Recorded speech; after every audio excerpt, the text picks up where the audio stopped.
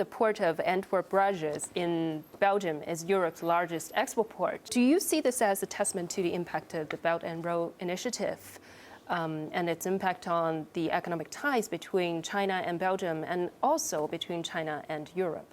Well, we really need to improve the modal shift of our port mobility, container transport, for instance. China has quite a nice track record over the last couple of decades to develop new kind of railway infrastructure, new kind of railway connections, high-speed railway connections.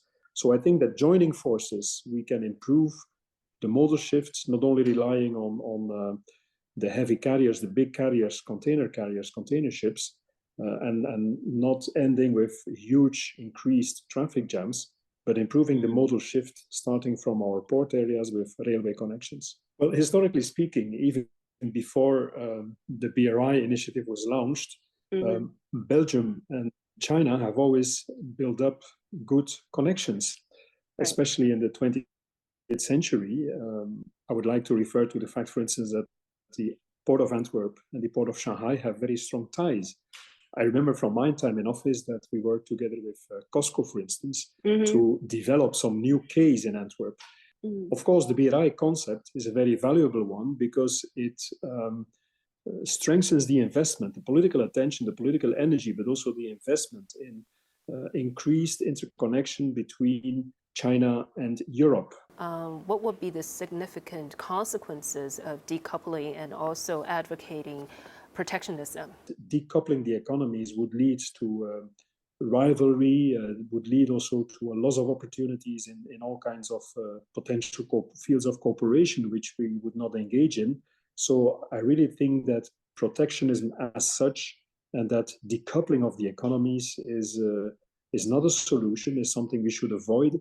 Building up new trade barriers, make it impossible for companies to cooperate in common projects. This should really be avoided, starting from a good multilateral approach, re-strengthening the World Trade Organization by having, again, a dynamic of bilateral trade agreements, of regional trade agreements.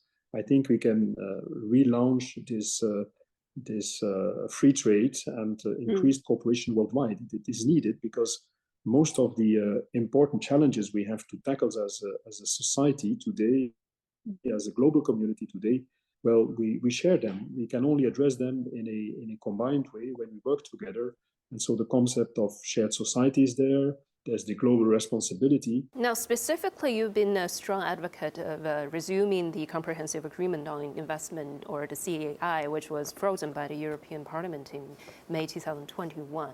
What do you see as the significance of the resumption, and what is the biggest hurdle or obstacle at this point? With the start of new European institutions in 2024, we will have elections for the European Parliament, European Commission will be renewed, there are lots of national elections.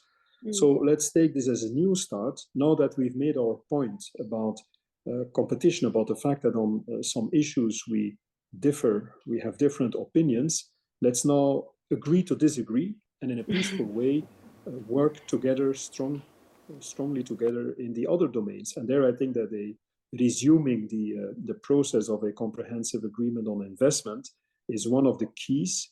And I hope that the new European institutions will take this on board. Belgium, as a gateway to Europe, indeed could play an important role in terms of bridging the gap that sometimes is built up between Chinese and Western interests and views.